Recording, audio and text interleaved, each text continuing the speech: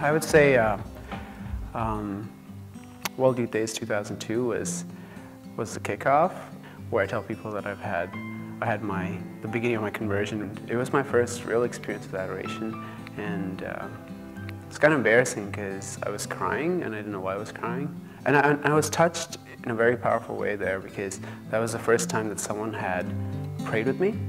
I'd never experienced that before, like not in a personal way.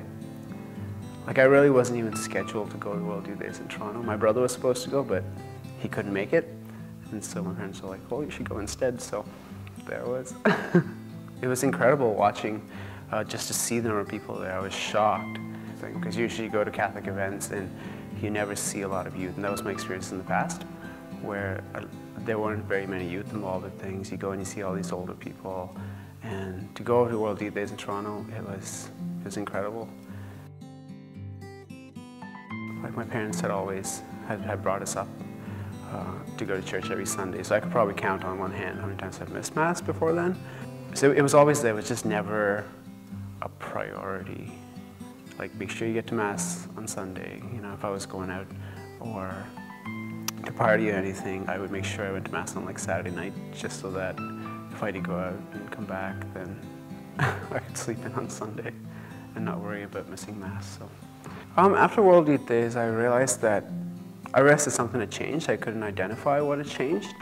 And my youth minister actually approached me and had asked me to help out with the confirmation class that year. And it was really interesting because I just said yes without thinking. And in my head I was thinking, wow, that's really strange because I don't know anything about confirmation. And here I just said yes to helping her teach some of these grade 9s on confirmation and the Holy Spirit and all this stuff. Confirmation class with the grade 9s was really interesting because it was almost my chance to learn again what I was taught before but didn't really pay attention to.